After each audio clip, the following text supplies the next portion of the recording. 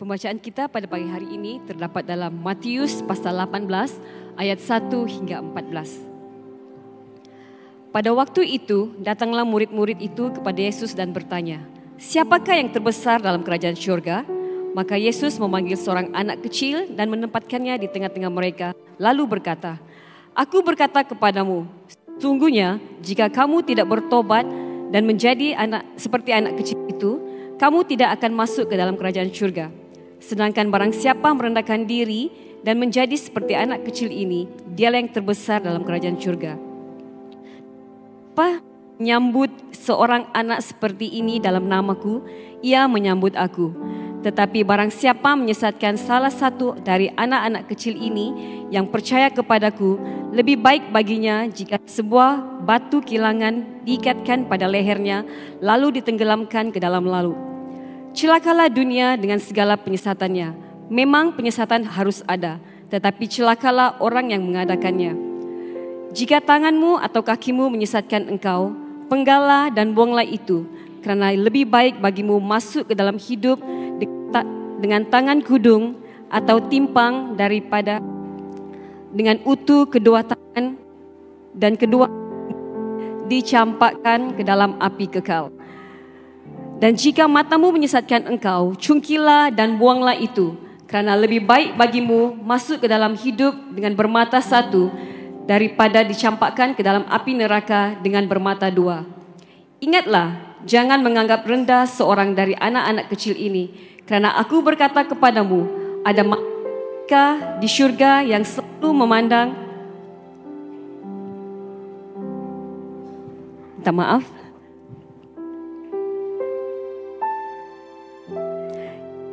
Ayat 10, ingatlah jangan menganggap seorang dari anak-anak kecil ini, karena aku berkata kepadamu, ada malaikat mereka di syurga yang selalu memandang wajah Bapakku yang di syurga.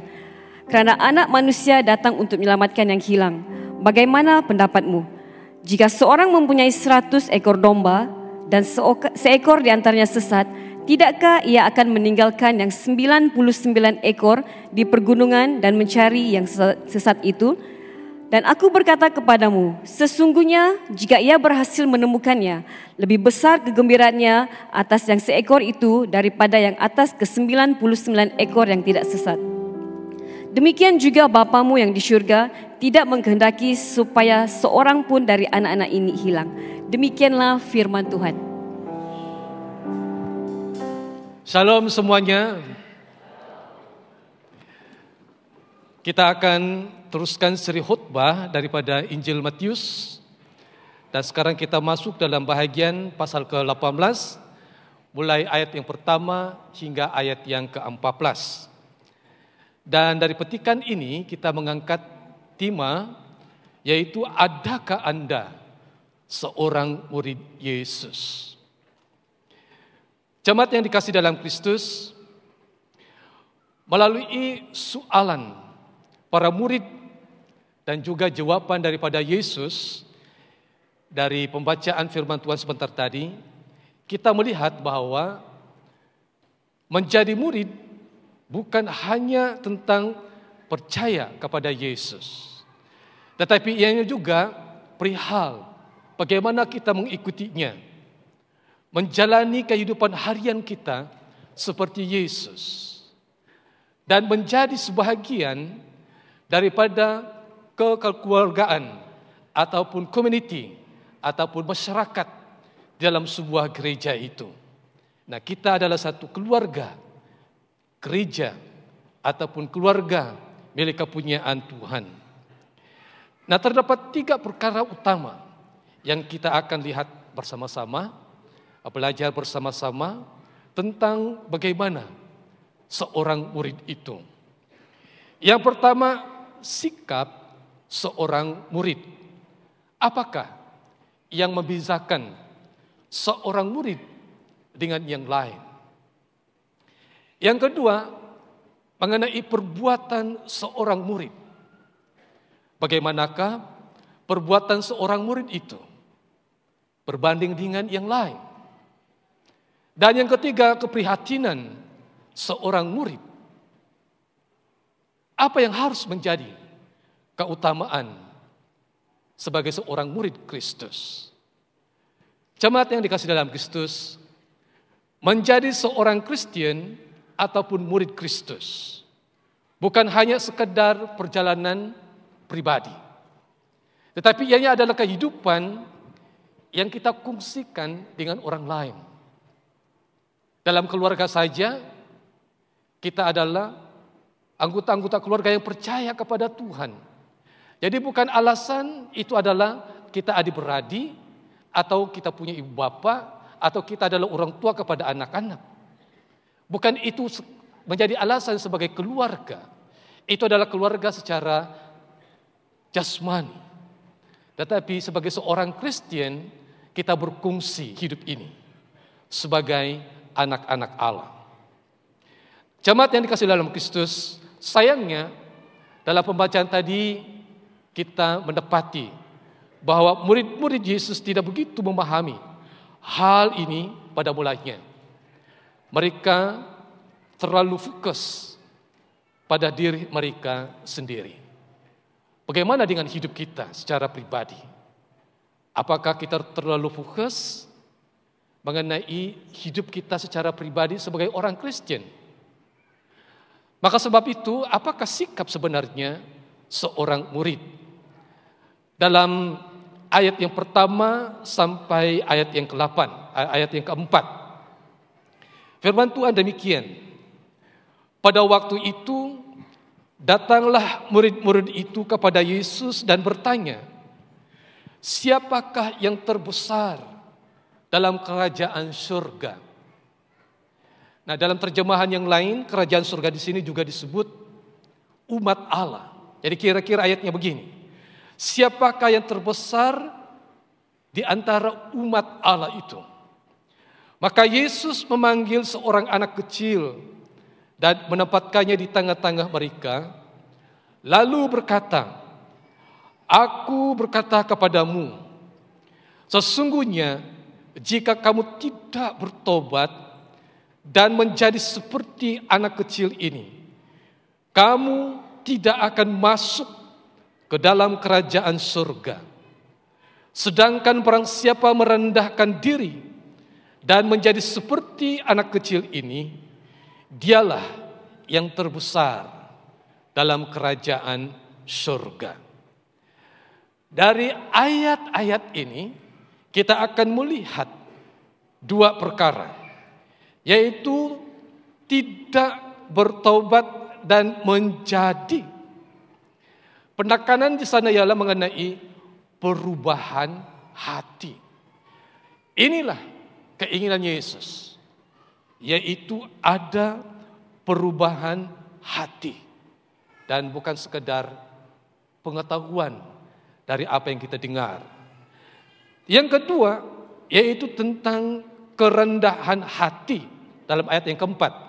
Barang siapa merendahkan diri dan menjadi seperti anak kecil ini, dialah yang terbesar dalam kerajaan surga. Kerendahan hati. Jemaat yang dikasihi dalam Kristus, dalam petikan ini para murid mengajukan satu soalan yang tidak seharusnya diajukan kepada Yesus. Siapakah yang terbesar dalam kerajaan surga? Atau siapakah yang terbesar di kalangan kami? Kira-kira begitu maksud soalan murid-murid Yesus. Soalan ini mungkin kelihatan seperti murid-murid Yesus benar-benar berminat atau mengingini kepastian mengenai kerajaan Allah itu. Siapa yang terbesar di dalamnya? Nah, dalam pasal 17, Musa dengan Ilya datang menampakkan diri kepada Yesus. Dan itu mungkin masih lagi membayangi pikiran murid-murid Yesus. Apatah lagi mereka dilatar belakangi dengan perebutan kuasa sebelumnya. Dalam era politik kerajaan Rom dan juga bagaimana pemberontakan orang-orang Yahudi sebelumnya. Dan siapakah yang terbesar? Sebagai orang politik, sebagai pemimpin yang berkuasa, dan mungkin inilah yang membayangi pikiran murid-murid pada waktu itu. Seolah-olah kerajaan yang dipimpin oleh Yesus itu sama seperti mereka saksikan pada waktu itu. Jemaat yang dikasihi dalam Kristus, inilah yang mengaburi pemikiran murid-murid Yesus waktu itu. Nah, kadang-kadang hari ini menjadi cabaran untuk kita. Pengaruh di sekeliling kita, siapa saja, kelompok apa saja, itu boleh mempengaruhi sikap kita sebagai seorang murid Kristus. Adakah kita mau lebih tinggi daripada yang lain? Apakah kita mau lebih terpandang daripada yang lain? Yesus mencabar murid-muridnya supaya mereka rendah hati. Dan itu yang paling utama. Sedangkan yang tersembunyi. Tetapi bagi Tuhan tidak ada yang tersembunyi di dalam hati kita. Murid-murid Yesus mengharapkan Yesus mengesahkan kepentingan mereka karena mereka adalah murid-murid yang dekat dengannya. Nah, inilah godaannya. Bila kita sudah dekat pada Yesus, godaannya ialah kita mulai menyumbungkan diri. Yesus sangat waspada mengenai hal ini. Karena kejatuhan yang mula-mula, yang mengakibatkan kehancuran, dan yang mengakibatkan kejatuhan Adam dan Hawa adalah bermula daripada iblis yang menyumbungkan diri. Maka sebab itu, Yesus mengambil perhatian penuh mengenai sikap murid-murid ini. Siapakah yang terbesar di dalam kerajaan Allah itu? Maka tepat sekali jawaban Yesus. Kamu pertama harus bertobat dan menjadi seperti anak kecil. Yang kedua, rendahkan hatimu. Siapa yang rendah hati, itulah yang tertinggi dalam kerajaan surga. Menurut Yesus, sikap seperti yang diketengahkan oleh murid-muridnya, yang diperlihatkan oleh murid-muridnya, yang dikatakan oleh murid-muridnya, Yesus mengatakan mereka harus bertobat, yaitu mengubah hati mereka menjadi seorang murid yang seharusnya. Dan Yesus sudah menunjukkan teladannya. Dan yang paling asas dalam pengertian teologi, firman itu telah menjadi manusia. Bahkan dia lahir di kandang binatang. Bayi itu diletakkan di atas palungan. Dan saya pikir di antara kita di sini yang pernah lahir tidak pernah diletakkan oleh ibunya di atas palungan. Dan ini cukup untuk saya menyenyatkan hati saya, menyentuh hati saya. Pribadi yang mulia ini, dia merendahkan diri, menyemahkan dirinya seperti manusia, hanya tidak berdosa. Lahir di kandang binatang, dan bayi itu diletakkan di atas palungan. Dan inilah yang ditunjukkan oleh Yesus. Dia adalah seorang guru yang layak mengatakan kepada muridnya, kamu harus rendah hati. Seolah-olah Yesus mengatakan, aku pernah diletakkan di atas palungan. Jangan pikir bahwa kamu itu lebih tinggi. Kira-kira begitu. Jemaat yang dikasihi dalam Kristus, Yesus mengajar untuk menjadi besar dalam kerajaan Allah. Kita mesti rendah hati. Seperti kanak-kanak yang dipanggil oleh Yesus, disuruh berdiri di hadapan murid-muridnya, kemudian dia tunjukkan, demikianlah kamu seharusnya seperti anak ini, rendah hati. Dalam ayat yang ketiga, Yesus berkata, sesungguhnya jika kamu tidak bertobat dan menjadi seperti anak kecil ini, kamu tidak akan masuk ke dalam kerajaan surga. Perhatikan ayat ini. Kamu tidak akan masuk ke dalam kerajaan surga. Karena kesombongan itu ingin menjadi besar daripada yang lain, itu akan menjatuhkan. Dan sama seperti yang maksudnya di sini, kamu akhirnya tidak akan masuk ke dalam kerajaan surga. Sedangkan barang siapa merendahkan diri, maksudnya rendah hati, dan menjadi seperti anak kecil ini, dialah yang terbesar dalam kerajaan surga. Yesus meminta kita untuk merendahkan hati, seperti anak kecil yang dipanggil oleh Yesus di hadapan para muridnya. Tetapi apakah maksudnya daripada pelajaran itu? Mari kita melihat lebih jelas lagi. Nah, kanak-kanak mereka mempunyai sifatnya. Dan sementara kita sebagai orang Kristen, kita melihat apa yang dimaksudkan oleh Yesus menjadi seorang kanak-kanak. Dengan kata yang lain, memiliki hati yang rendah di hadapan Tuhan. Kanak-kanak mereka tahu bahwa mereka tidak berkuasa. Nah, sementara seorang murid Kristus, kita tahu bahwa kita tidak berkuasa.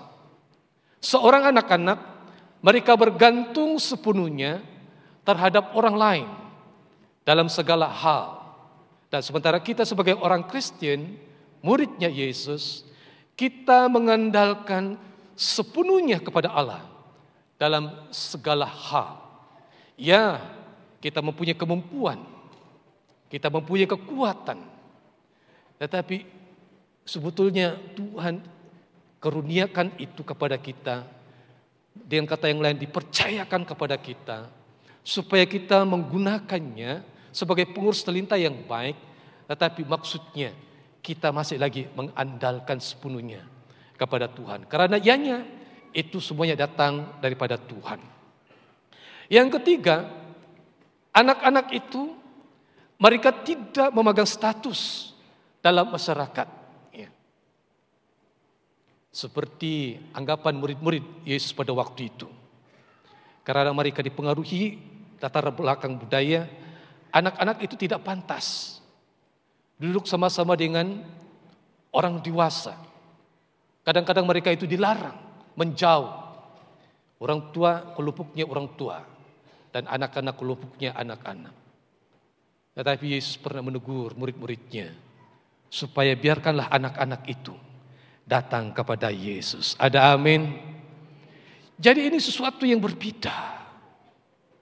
Biarkanlah anak-anak itu datang kepadaku.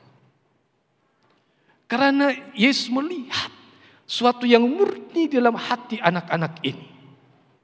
Dan ini juga yang diharapkan oleh Yesus kepada murid-muridnya. Ada sesuatu yang murni, yang teguh, yang akan memberi jaminan, yaitu kerendahan hati, yang akan menjadi tunjang pemeliharaan kehidupan rohani kita bertumbuh matang, dan kemudian memberikan buah yang menyenangkan hati Tuhan. Jemaat yang dikasihi dalam Kristus, mari untuk selanjutnya, apakah yang dimaksudkan sebenarnya rendah hati itu? Nah, kerendahan hati yang sejati adalah mengalihkan fokus kita keluar, menyadari keperluan kita akan Allah, menghargai orang lain. Dia lebih utama, dia lebih berharga, sedangkan kita mengucap syukur dengan rendah hati apa yang kita miliki. Dan melepaskan sikap keunggulan diri serta rasa hebat dari orang lain. Seperti kata Alkitab, Yesus tidak mempertahankan apa yang dia miliki.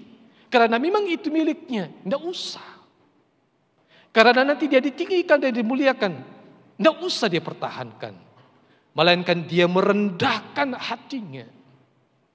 Dan Rasul Paulus mengatakan, itu sebabnya dia ditinggikan dan dimuliakan. Maka murid-murid Yesus sama seperti Yesus, sama seperti gurunya, akan ditinggikan dan dimuliakan. Jemaat yang dikasih dalam Kristus, kita ini digambarkan seperti pengantin yang sedang berdandan, menanti kedatangan mempelai laki-laki itu, yaitu Yesus. Kita akan diangkat, dan gambarannya kita adalah mempelai perempuan yang cantik, yang dicintai, yang dikasihi oleh mempelai laki itu, yaitu Yesus. Kita akan diangkat. Sebab kita ini adalah mempelai perempuan yang rendah hati. Bukan seperti Lucifer. Bukan seperti iblis itu. Dia menganggap dirinya itu cantik dan berhikmat. Tapi akhirnya dia jatuh ke tempat yang serendah-rendahnya. Dan kita ini menjadi mangsa kesombongan daripada si iblis. Tipu muslihat itu ada pada lidah si iblis. Sehingga kita jatuh. Dan kita mulai melakukan dosa. Dan salah satu dosa itu adalah kesombongan. Inilah yang Yesus ambil perhatian penuh kepada murid-muridnya. Demikian juga ini yang seharusnya kita ambil perhatian penuh dalam kehidupan rohani kita. Seperti pepatah Melayu, ikutlah resmi padi. Semakin berisi semakin tunduk. Bukan seperti rasmi lalang. Semakin dia mengeluarkan buahnya itu, dia menegak ke atas. Tapi sebetulnya tidak punya apa-apa. Ianya hanya kepas, lalu ditiup angin dan berterbangan dan hilang entah kemana. Tetapi padi itu isinya semakin matang, semakin dia tunduk. Dan itu menjadi berkat kepada ampunya ladang itu. Dituai, kemudian digiling, lepas itu jadi beras, lalu dimasak jadi nasi, ya sudah jadi makanan, jadi berkat. Jadi kita ini seharusnya menjadi berkat kepada yang lain. Jemaat yang dikasih dalam Kristus, untuk menjadi murid Yesus yang sejati, kita bukan hanya memiliki perubahan hati dan hidup dengan rendah hati, malah itu disusuli kemudian ada perbuatan sebagai seorang murid Kristus. Jadi maksudnya kita harus ada perbuatan seorang murid. Nah, bersama dengan saya, 1, 2 mula. Perbuatan seorang murid. Lagi. Perbuatan seorang murid. Nah, mari kita lihat ayat 5 hingga ayat yang ke-10. Nah, minta tolong baca ayat ini, ayat 5 sampai ayat yang ke-10. Baca bersama-sama, 1, 2 mula. Dan barang siapa menyambut seorang anak seperti ini dalam namaku, ia menyambut aku. Tetapi barang siapa menyesatkan salah satu dari anak-anak kecil ini yang percaya kepadaku, lebih baik baginya jika sebuah batu kilangan diikatkan pada lehernya, lalu ia ditenggelamkan ke dalam laut. Celakalah dunia dengan segala penyesatannya. Memang penyesatan harus ada, tetapi celakalah orang yang mengadakannya. Jika tanganmu atau kakimu menyesatkan engkau, penggallah dan buanglah itu. Kerana lebih baik bagimu masuk ke dalam hidup dengan tangan kudung atau timpang daripada dengan utuh kedua tangan dan kedua kakimu dicampakkan ke dalam api kekal. Dan jika matamu menyesatkan engkau, cungkilah dan buanglah itu. Kerana lebih baik bagimu masuk ke dalam hidup dengan bermata satu daripada dicampakkan ke dalam api neraka dengan bermata dua. Ingatlah, jangan menganggap rendah seorang dari anak-anak kecil ini. Kerana aku berkata kepadamu, ada malaikat mereka di sorga yang selalu memandang wajah Bapa-Ku yang di sorga.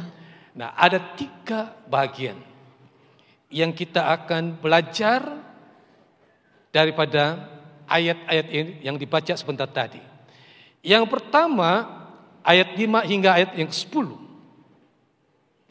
Menerima antara satu dengan yang lain. Seperti yang saya katakan tadi, perjalanan kita sebagai seorang Kristen bukanlah sendiri-sendiri, tetapi kita berjalan bersama. Menerima antara satu dengan yang lain. Yang kedua, kita tidak menjadi batu sandungan atau menjatuhkan yang lain. Kita bukan seperti ketam, saling menarik antara satu dengan yang lain, saling mau mengatasi yang lain. Nah, bukan itu cara kita hidup berjemaat atau hidup berkeluarga sebagai anak-anak Allah. Tidak menjadi batu sandungan. Yang ketiga, bersikap serius dalam melawan godaan-godaan di dunia ini. Mengelak daripada jatuh di dalam dosa. Dalam ayat yang 8 hingga ayat yang ke-9. Jemaat yang dikasihi dalam Kristus, Yesus tidak hanya berbicara mengenai sikap. Dia juga berbicara tentang cara kita melayani orang lain. Dengan kata yang lain, kesaksian kita. Bukan hanya di dalam gereja, tetapi ini lebih dimaksudkan di tempat kerja kita, di sekolah, di pejabat, atau di mana-mana saja. Ini adalah mengenai hal bagaimana orang lain melihat hidup kita sebagai seorang murid Kristus. Dalam ayat yang kelima, dan barang siapa menyambut seorang anak seperti ini dalam namaku, ia menyambut aku. Perkataan menyambut dalam teks asal ialah menerima, yaitu bermaksud merangkul. Nah, jadi ini maksudnya kita ini sebagai murid Kristus, kita bersaksi di luar, kita menghormati antara satu yang lain sama Kristen, dan itu sudah tentu jadi kesaksian. Dan kita juga tidak mengabaikan mereka yang belum percaya dan yang baru percaya, supaya kita ini menjadi teladan yang baik kepada mereka. Nah, Yesus bukan hanya berbicara tentang kanak-kanak,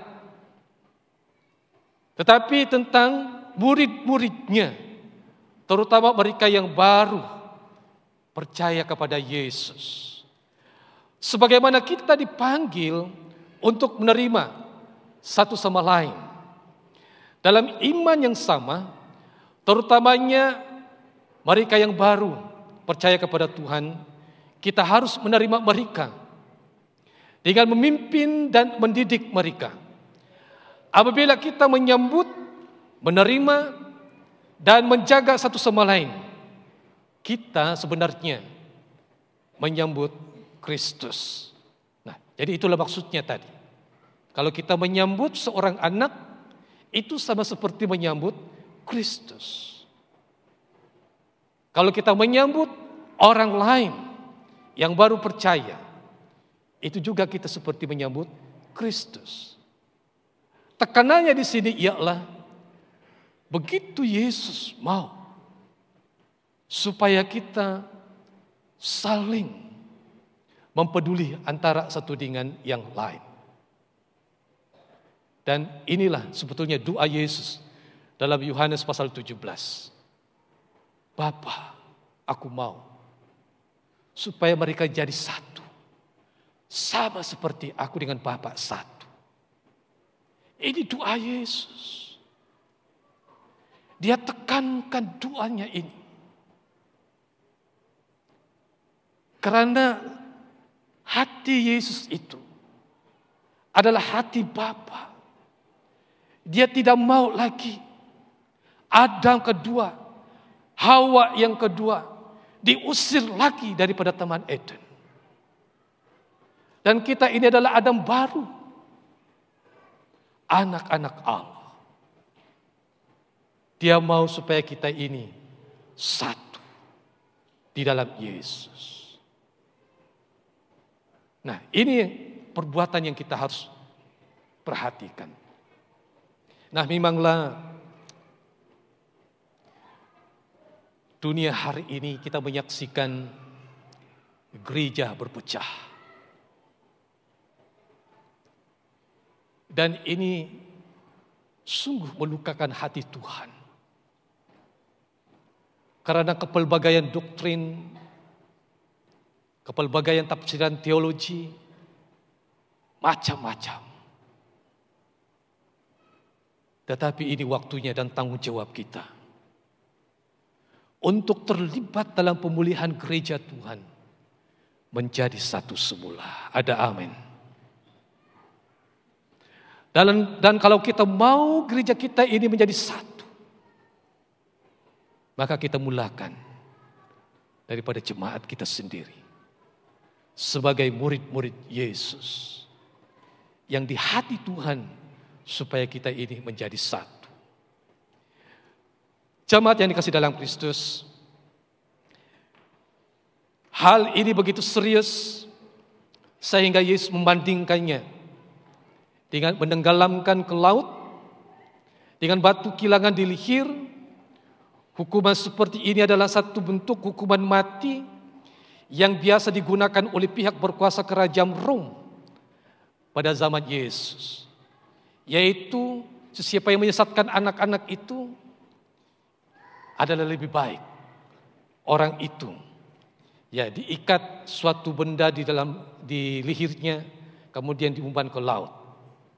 Maksudnya Yesus mau supaya kita ini menjadi terang bagi yang lain dan bukan menjadi batu sandungan ataupun membuatkan orang jatuh di dalam dosa. Sekali lagi, kata-kata tegas dari Yesus tentang memotong tangan atau mencukil mata bukanlah secara literal, tetapi menekankan perlunya tindakan radikal dan betapa seriusnya kita harus melawan dosa. Jika ada sesuatu dalam hidup kita yang menjauhkan kita daripada Allah, kita harus menyingkirkannya walaupun itu sukar atau menyakitkan. Seperti ya di IBSI, kadang-kadang siang hari itu walaupun ya jauh dari tempat yang sepatutnya ada lalat datang, tapi heran juga ya, ada juga lalat datang. Nah, itu kalau lalat itu sudah masuk dalam rumah, itu berterbangan itu. Tapi satu perkara, kita ada hak atas lalat itu. Kita boleh menghalau. Jangan benarkan lalat itu hinggap atas makanan kita. Jangan benarkan lalat itu hinggap atas mulut kita atau atas kepala kita. Kita boleh menghalaunya. Atau nasi itu boleh ditudung supaya jangan dihinggapi oleh lalat. Kita punya kuasa. Nah, sebetulnya di tangan kita ada kuasa sebagai anak-anak Allah untuk mengatakan kepada dosa itu tidak, untuk mengatakan kepada godaan-godaan itu tidak, dan melainkan kita hidup sebagai anak-anak terang, menjadi garam dunia ini, tidak menjadi batu sandungan kepada yang lain. Jemaat yang dikasihi dalam Kristus, mari kita mengambil masa sedikit untuk merenungkan. Adakah kita menjadi penolong kepada orang yang baru percaya? Atau yang menyakitkan? Saya masih ingat untuk pertama kali saya datang ke gereja dengan seluar yang pindik, tidak ada selipar, kaki yang asli, dengan lumpur-lumpurnya, dengan kudis-kudisnya seperti seorang kanak-kanak di kampung waktu itu. Baju yang sudah bertampal, datang ke gereja. Dan saya pikir saya diterima. Saya dipersilakan duduk. Tapi rupanya bila saya duduk, yang lain menggeser lagi begini. Bila saya duduk, dia menggeser lagi begini. Saya tersentuh. Adakah saya ini seorang anak kampung yang tidak layak duduk dalam gereja?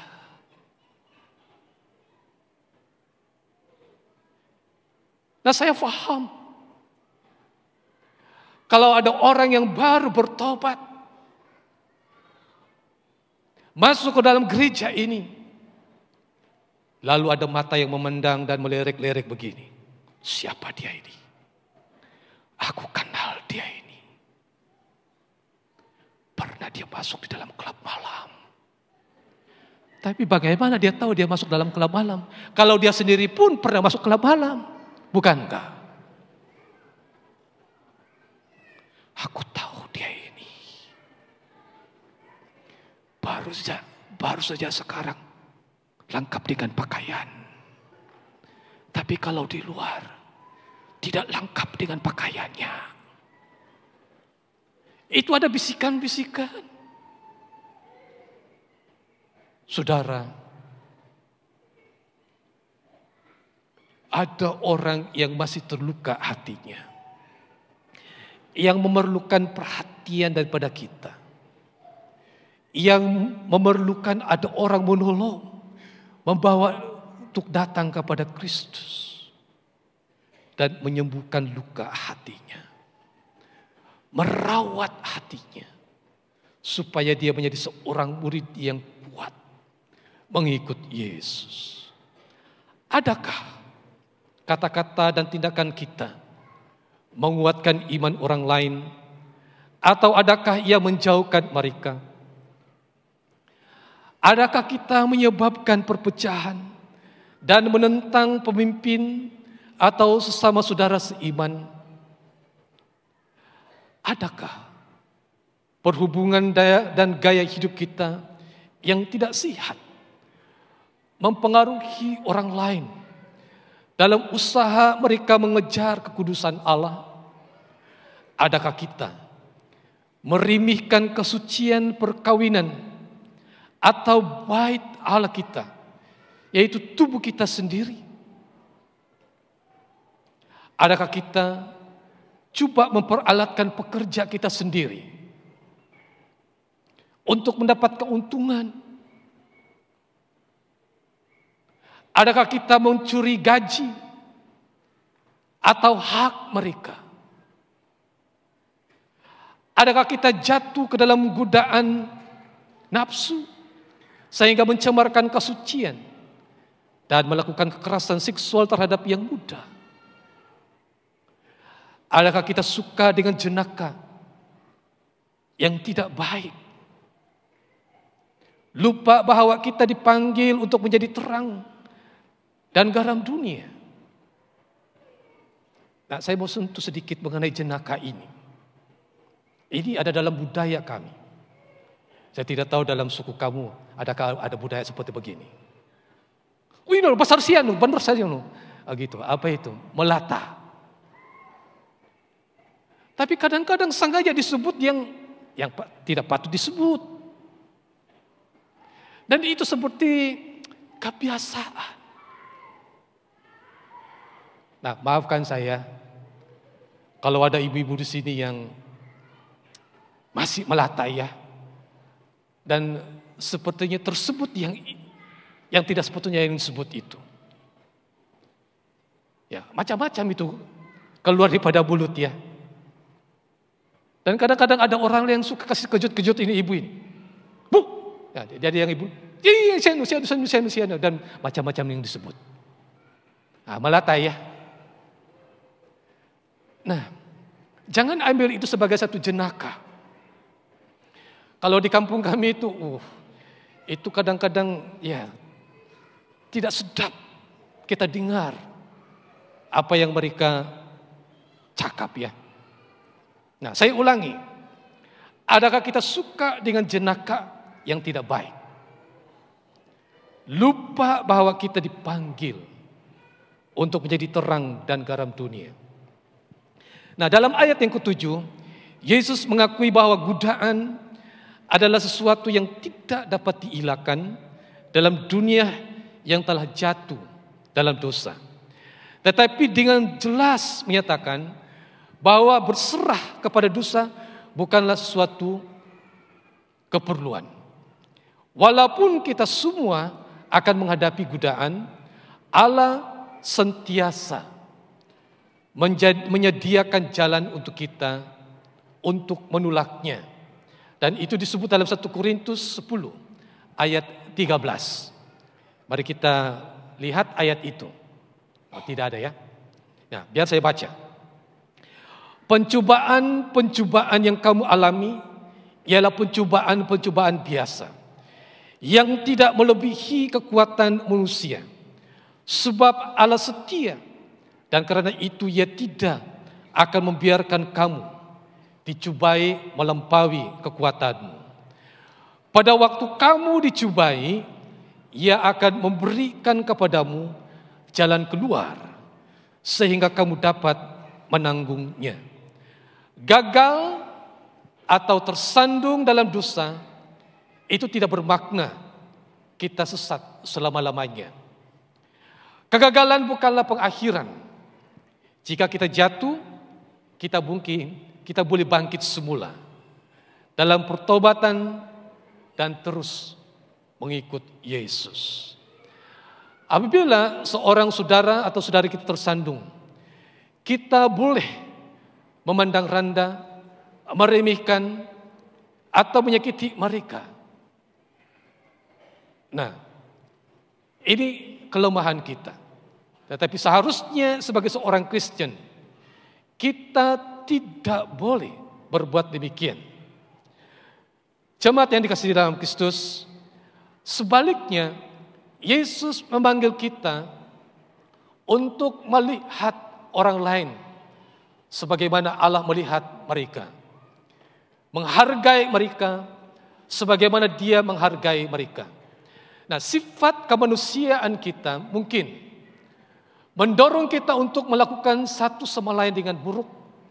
Tetapi Kristus memanggil kita untuk mengasihi, mengangkat mereka atau menggendong mereka dalam kasih dan melindungi antara satu dengan yang lain. Yesus menegaskan kebenaran ini di dalam ayat yang ke-10 dengan mengingatkan kita bahwa setiap orang yang percaya kepadanya mempunyai malaikat yang senantiasa melihat wajah Allah. Maksudnya ini adalah perhatian yang serius daripada Tuhan. Bahwa Tuhan tidak menginginkan orang lain tersandung atau disesatkan. Sebab jiwa orang itu bagi Tuhan sangat berharga. Jemaat yang dikasihi dalam Kristus, dalam petikan seterusnya Yesus menjelaskan lebih lanjut melalui sebuah perumpamaan, yaitu gambaran seorang bapa sebagai seorang gembala yang mencari domba yang tersesat. Nah, apa yang kita boleh belajar sebagai seorang murid yang prihatin? Nah, dalam ayat yang ke-12 sampai ayat yang ke-14, ya, tolong baca ayat ini, ayat 12 hingga ayat yang ke-14. 1-2 bulan. Bagaimana pendapatmu jika seorang mempunyai 100 ekor domba dan seekor di antaranya sesat? Tidakkah ia akan meninggalkan yang 99 ekor di pegunungan dan pergi mencari yang sesat itu? Dan aku berkata kepadamu, sesungguhnya jika ia berhasil menemukannya, lebih besar gembiranya atas seekor itu daripada atas yang ke-99 ekor yang tidak sesat. Demikian juga Bapamu yang di surga tidak menghendaki supaya seorang pun dari anak-anak ini hilang. Dua perkara yang kita akan lihat. Pertama, bersukacita ketika yang sesat kembali kepada Allah.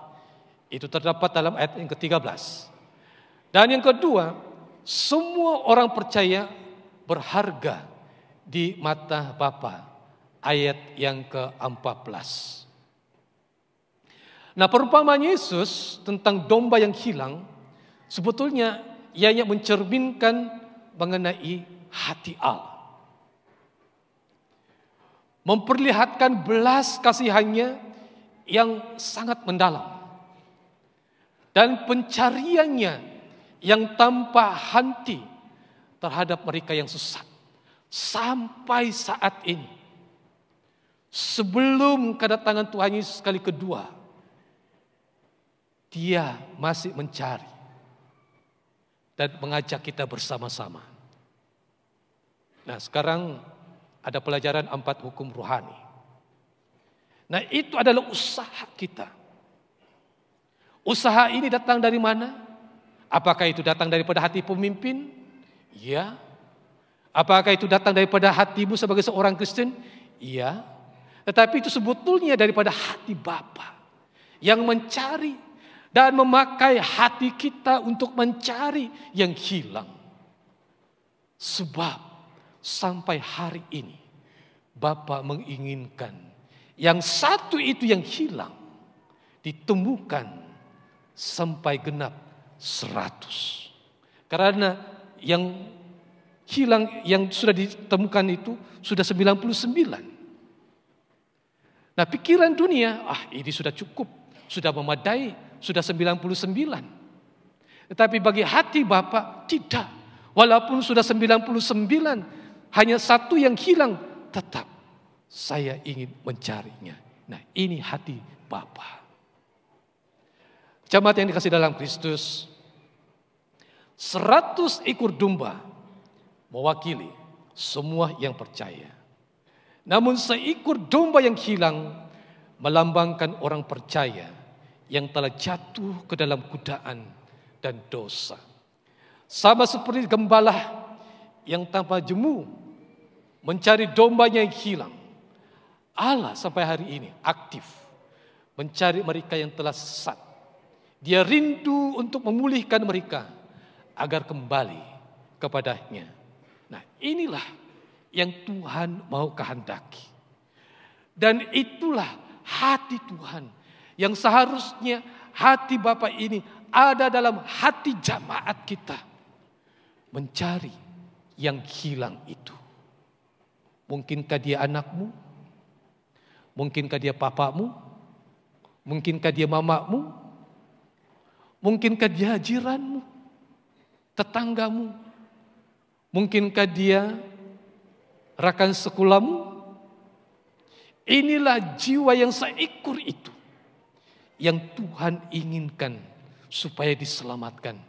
Dan saudara adalah saksi Kristus yang Tuhan mau pakai untuk mengembalikan dia menggenapi 99 menjadi 100. Ada amin. Allah tidak meninggalkan mereka yang bergumul dalam iman.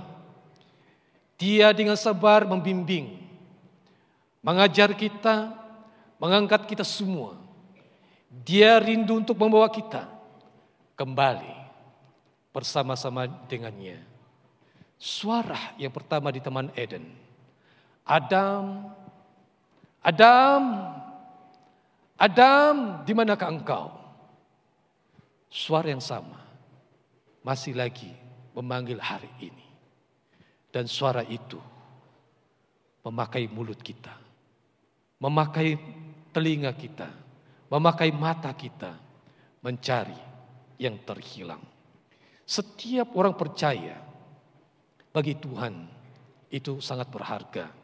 Termasuk mereka yang mungkin pernah diabaikan oleh dunia atau masih diabaikan hari ini.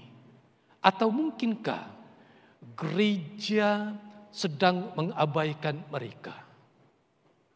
Tetapi hati Tuhan mencari gereja, mencari jemaat, mencari pribadi yang ingin dipakai untuk tidak mengabaikan mereka yang terabai. Jemaat yang dikasihi dalam Kristus, Allah bersukacita apabila yang hilang ditemukan.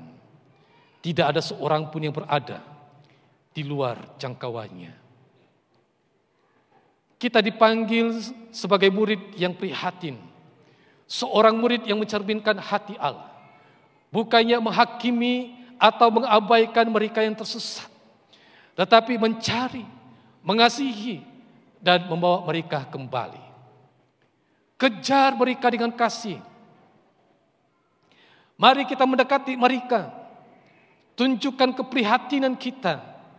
Dan ingatkan bahwa mereka tidak bersendirian.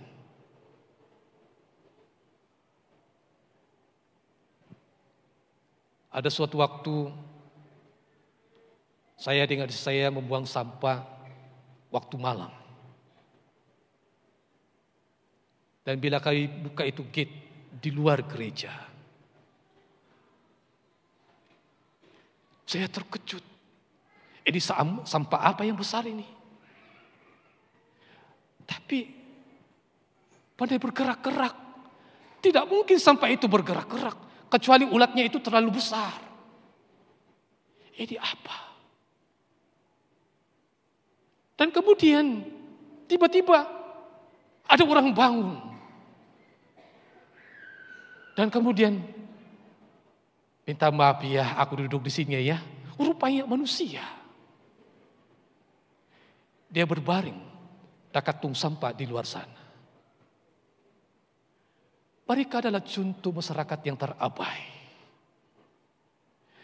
Dan hati saya tersentak. Ini di tepi gereja. Bagaimana gereja melihat mereka? Bagaimana gereja mengambil peduli kepada mereka? Di luar mereka tidak ada yang ambil peduli. Sekarang mereka di tepi gereja. Siapa yang mau ambil perhatian kepada mereka? Kadang-kadang kita menghalau mereka. Hei, kamu keluar. Jangan bongkar sampah. Kotor nanti. Tetapi hati Bapa di surga. Hati siapa dia mau pakai?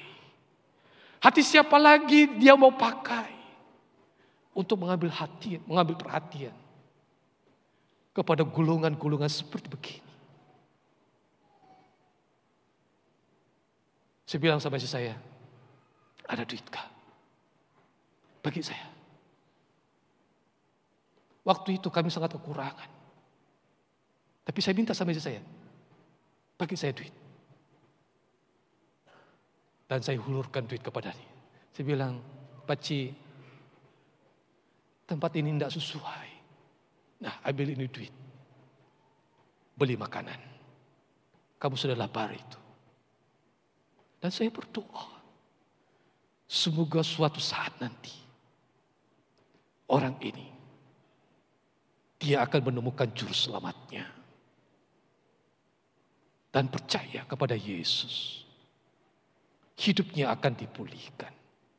Nah, ada banyak lagi orang seperti begini. Mari kita memandang mereka secara positif. Dari hati seorang bapa yang mengambil peduli kepada mereka. Saya dengar di Indonesia ada gereja yang mempunyai pelayanan khusus untuk kelompok-kelompok begini. Saya berdoa, suatu saat nanti kita ada pelayanan khas untuk mereka ini. Ada amin? Ini doa kita. Ada pelayanan khusus untuk mereka. Karena mereka juga adalah permata-permata hilang yang ingin diketemukan kembali oleh Bapa kita di surga.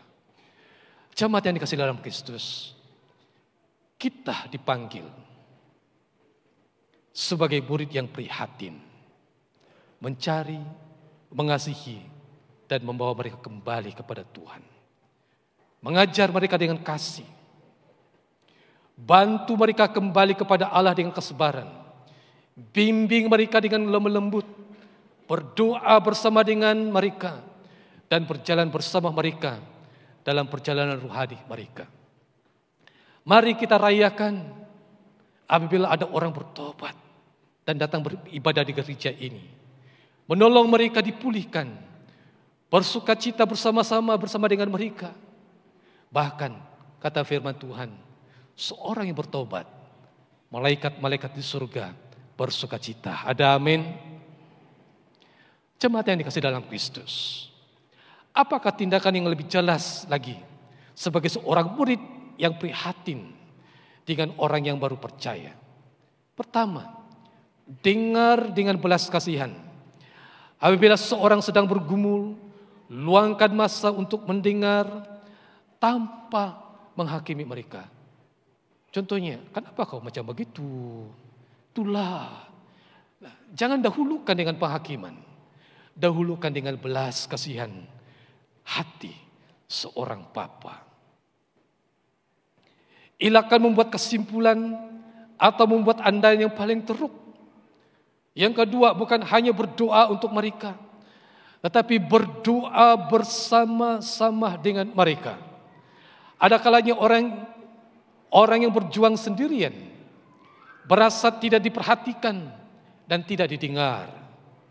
Jangan hanya sekedar memberikan nasihat, bantulah mereka agar mereka membawa pergumulan mereka di hadapan Allah. Berdoalah bersama-sama mereka, sama ada berhadapan atau melalui telepon. Berikutnya yang ketiga, berjalan dalam pemulihan bersama-sama mereka.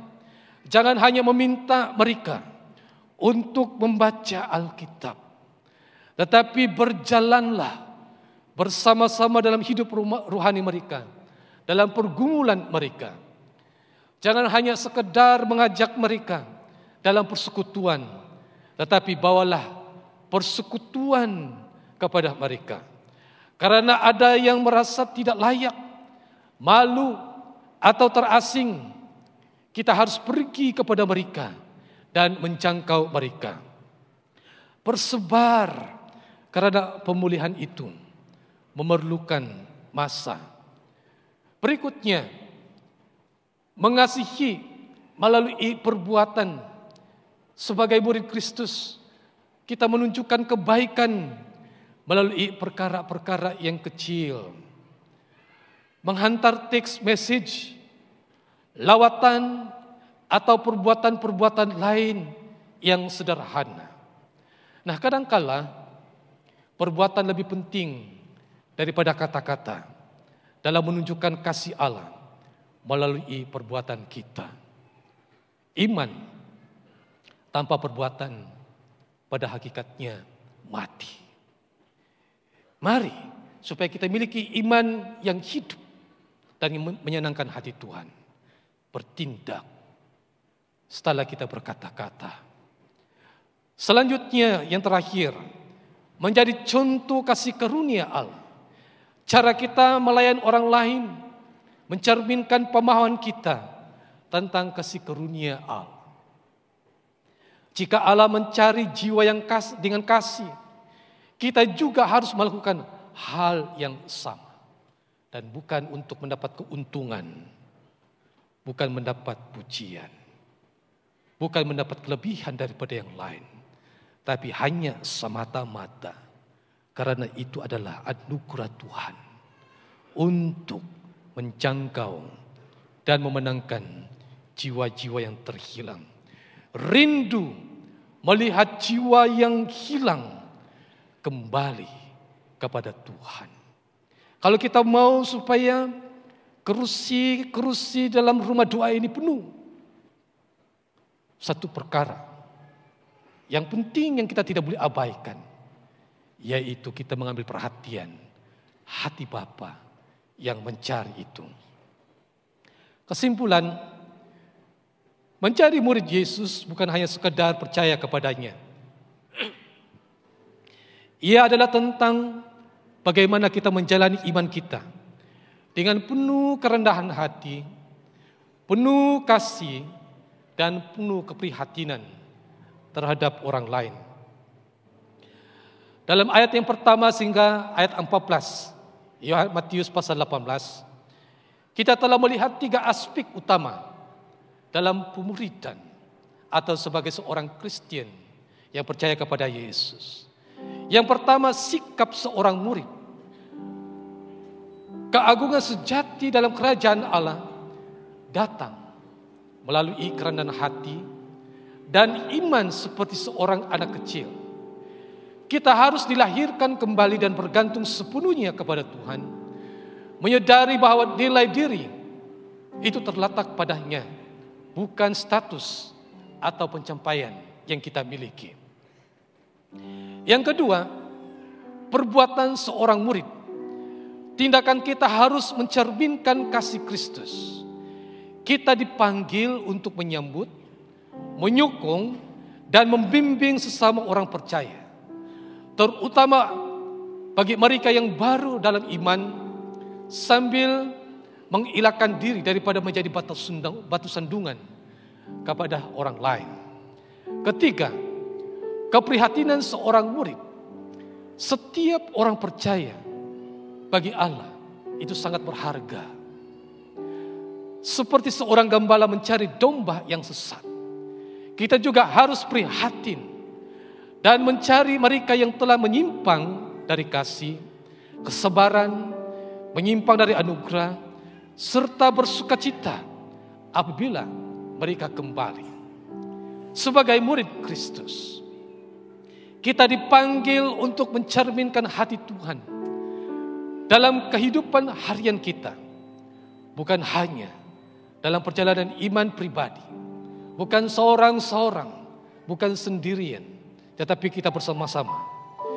Kita melayani sesama dalam tubuh Kristus, dan mari kita berkomitmen untuk hidup dengan kerendahan hati, bertanggung jawab, dan berbelas kasihan, serta menjaga satu sama lain dengan kasih Kristus. Semoga kita senantiasa ingat bahwa kerajaan Tuhan bukan tentang kuasa atau kedudukan, tetapi hanya tentang kasih, anugerah, dan hati yang mencari serta bersekutu sebagai umatnya. Jemaat Tuhan, mari kita berusaha menjadi seorang murid yang sejati, hidup dengan cara yang memuliakan Kristus dan membangun gerejanya. Mari kita berdiri dan kita berdiam sebentar di hadapan Tuhan.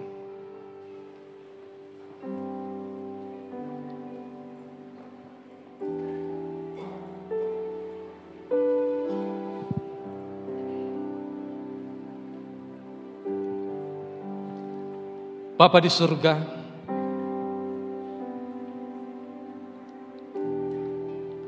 firman-Mu sudah diberitakan dan kami sudah mendengar, dan kami percaya bahwa ada banyak hati di sini sudah menerima firman-Mu.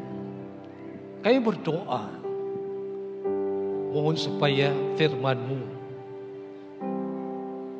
itu tidak akan kembali dengan sia-sia, melainkan bertumbuh dalam setiap hati kami, menjadikan kami sebagai murid yang sejati, mengenal bahkan memiliki kasih daripada Bapa di hati kami, penuh rendah hati dan mencari, mengambil perhatian kepada mereka yang masih terhilang. Kami berdoa supaya setiap anak-anak-Mu yang ada dalam rumah doa ini, mulai saat ini, kami semakin teguh, semakin kuat, semakin bersemangat sebagai murid-Mu ya Tuhan, untuk memuridkan yang lain. Dan inilah kehendak-Mu ya Bapa, bahwa bukan 99, tetapi adalah 100. Yang satu yang hilang menggenapi yang 100, yaitu semua orang. Itulah kerinduan Tuhan, kerinduan-Mu ya Bapa, semuanya diselamatkan. Terima kasih Bapa, semuanya ini kami berdoa dalam nama Yesus Kristus, Tuhan dan penebus kami. Jemaat mengatakan amin.